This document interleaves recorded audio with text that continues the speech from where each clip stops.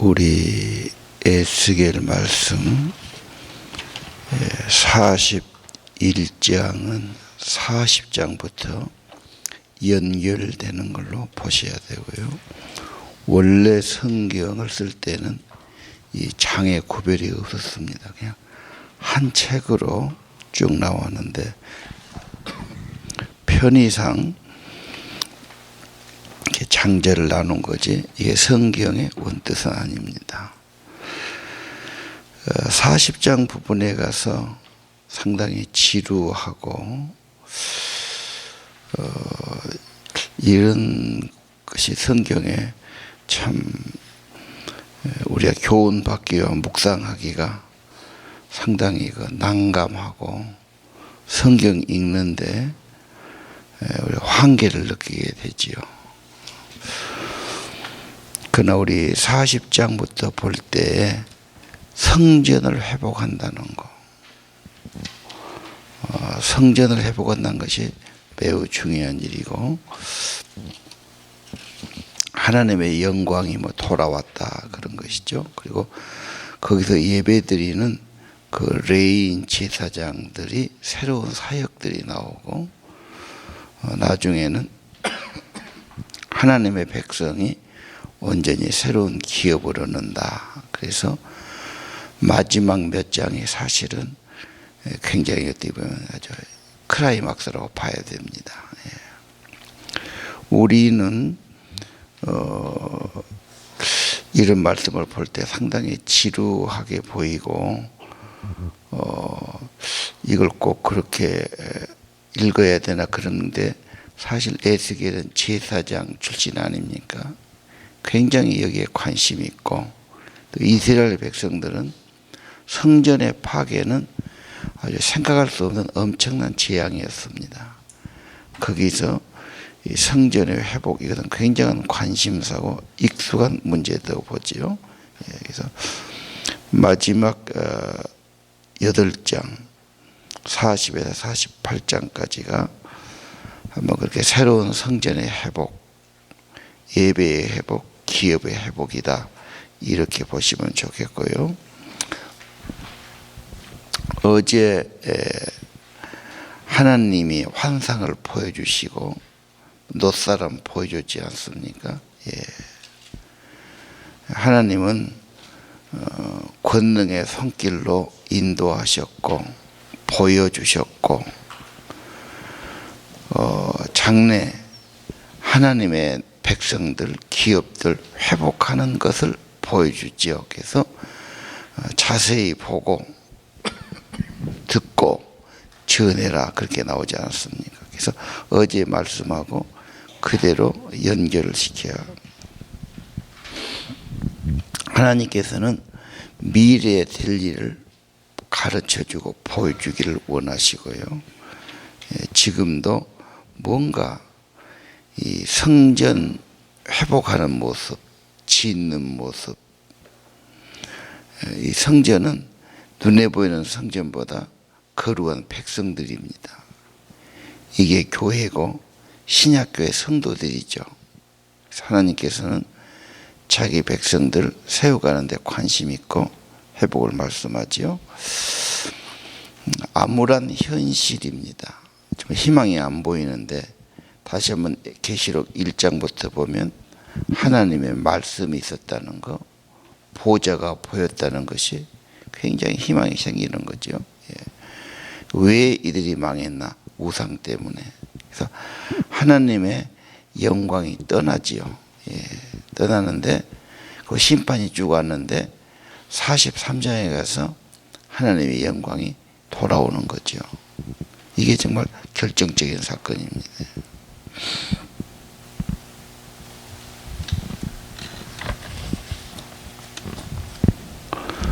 오늘 그래서 40장에서 48장까지를 신약 성경의 마지막 계시록 20장에서 21장의 사건으로 봅니다.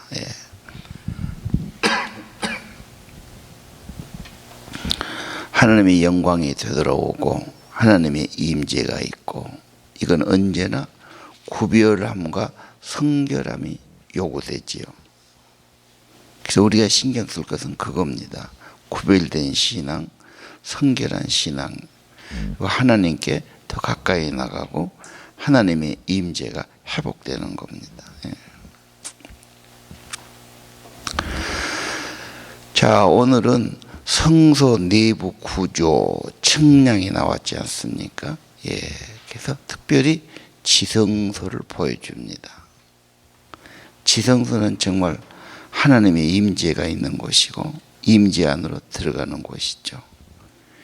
거기서 꼭 중요한 것은 피의 속죄였습니다. 그래서 아마 피의 속죄는 43장에 가서 하나님의 영광이 돌아오면서 피의 속죄를 말하고 있죠. 이 피는 짐승의 피가 아니라 하나님의 영원한 제사장, 영원히 살아계신 그분의 아들 그리스도의 보혈을 의지하는 겁니다. 그래서 교회가 하나님의 기업이고 회복이고 계속 나갈 거고 이제 하나님의 나라와 재림과 연결되어 있는 거죠. 자, 여기 보니까 장과 광과 고가 똑같았다 그렇게 되어 있죠. 그래서 이것이 다 완전하다, 온전하다 이런 뜻이 있고요. 인간은 하나님 앞에 가서 그분의 임재 안에서 온전히 삶이 회복됩니다. 먼저 영혼부터 회복되어야 되겠죠. 하나님 관계가 회복되어야 되겠죠.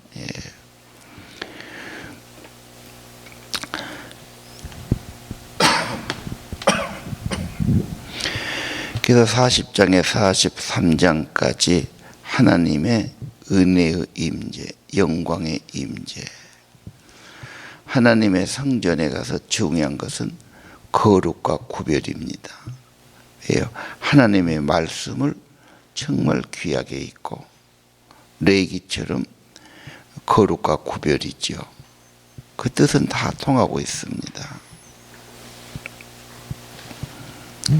그리고 이 성전은 앞으로 오게 될 하나님 나라 백성들, 특별히 하나님의 교회와 성도들을 의미합니다.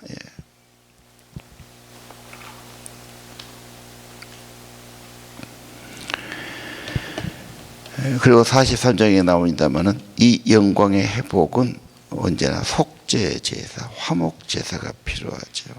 이것이 예수의 피로 됐다.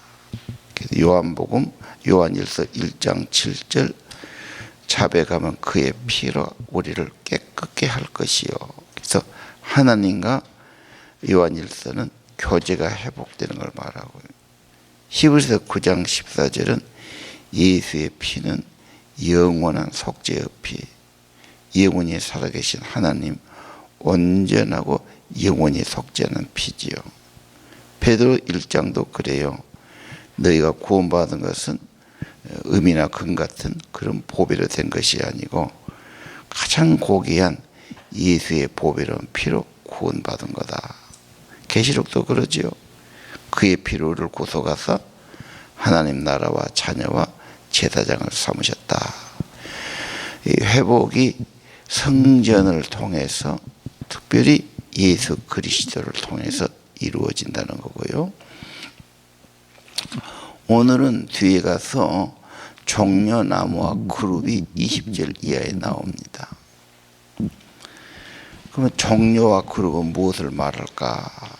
그룹은 하나님의 보좌 앞에 그 언약궤 법궤를 지키는 그룹이죠. 그룹은 하나님의 임재, 하나님의 영광을 상징합니다. 종려나무는 그 당시 이스라엘 사람들의 승리, 그래서 승리할 때 종려나무를 흔들었고 주시는 힘을 의미했습니다. 그래서 오늘 계속해서 그런 종려와 그룹이 조각되어 있었다. 문에도 그랬다. 이렇게 있죠. 뭐 벽이 두껍고 문지기가 지키고 있고 다 그런 게 있습니다. 그 말은 하나님 앞에 임재 앞에 나가는 사람은 보호를 받아야 되고 세상과 아무렇게나 혼합돼서는 안 되고, 그렇죠. 문지기는 검사하는 거지요. 성전에 합당한 건가 안 한 건가. 그래서 우리가 스스로 늘 자기를 점검하고 살펴야 되고, 특별히 종려는 하나님의 임재 안에 들어갈 때 영광이 있고 은혜가 있고 승리가 있고 힘이 있다, 이렇게 해석해야 됩니다. 적용하면 나는 하나님의 임재를 경험하는가. 우리 예배의 목적이 거기 있다고 말씀드렸지 않습니까? 예. 성령의 임재, 이게 예배의 핵심이다, 생명이다. 시간만 때워서 안 되고 그냥 우리가 이렇게 순서만 진행해도 안 됩니다. 그럼 어떻게 해야 됩니까? 정말 회개가 있어야 되고, 그렇죠. 참회가 꼭 필요하고 우상과 죄를 버리는 것이 필요하지요. 예. 하나님의 이름을 정말 높여야 되지요. 그리고 내 마음과 뜻을 하나님께 다 드려야 됩니다. 이 임재가 있는 예배가 회복이 되고 치유가 되고 축복이 됩니다. 이건 정말로 예술 중에 예술이고 생명 중에 생명이고 가장 영광스러운 겁니다. 지금도 우리는 계속해서 이 하나님의 은혜와 힘으로 세상을 살아가고 이기는 겁니다. 개인이 예배를 하든 우리 목장에서 예배를 하든 주님 앞에 이렇게 교회 공동체에 나와 하든, 또 우리 특별히 새벽기도 하신 분들 더 그렇지요. 언제나 성령의 임재, 새 힘을 얻는 삶이다. 그래야 승리합니다. 참 세상이 복잡하기도 하고 인간의 생각은 복잡하기도 하고 불안하기도 하고 기분 나쁘기도 하고 뭐 그런 게 많습니다. 예. 자, 오늘 우리가 지루하게만 보지 말고 하나님의 성전의 회복, 예배의 회복, 임재의 회복을 말하고 있다. 어쩔 수 없이 그것은 성결과 구별함이 요구된다. 담을 쳐야지요. 그래서 내가 할 것이 있고 안 할 것이 있고 받아들이지 않을 것이 있고 조심할 것이 있지요. 예. 하나님의 임재 앞으로 나가는 간절한 소원을 시편 132편은 말하고 있어요. 하나님의 임재, 하나님의 성소, 얼마나 그 사모했습니까? 자, 오늘 아침 우리는 지루하다는 생각보다 하나님의 성소, 지성소, 그거 준비하는 방들이 많지요. 거기서 관리하신 분들, 찬양하시는 분들, 모두 직분자들, 주님의 교회와 하나님 나라 위에서 섬기고 봉사하는 그런 분들이 있죠. 그 얼마나 가치 있다고 생각해야 돼요. 그래서 다윗 같은 사람도 왕이었습니다. 그러나 내가 세상의 첫날보다 하나님 집에 하루가 귀합니다. 그렇게 고백하지 않습니까? 세상 영광은 다 그걸로 없어집니다. 하나님 나라 영원한 영광이고 영원한 생명이고 비교할 수 없는 축복이 되는 것이죠. 예. 오늘 다시 한번 우리 예배의 회복, 성령의 임재, 그분의 영광, 이게 우리 영혼에 정말로 귀한 거고, 이것은 그걸로 끝나지 않습니다. 영원한 나라와 영광과 연결되게 하실 겁니다. 나의 모습, 나의 삶, 하나님의 임재가 있는가? 그분 주시는 새 힘을 받아 사는가? 그분이 함께 하시면 승리할 겁니다. 이 은혜가 우리 에스겔, 그리고 에스겔 전체를 보면 하나님의 말씀이 있었죠. 말씀이 내 안에 있다는 거, 이게 중요합니다. 하나님의 임재가 있으면 말씀이 사랑합니다. 힘이 되고 은혜가 됩니다. 하나님의 영광이 회복되는 거죠. 예. 다시 한번 이 혼란한 시대, 우상에 물기 쉬운 시대입니다.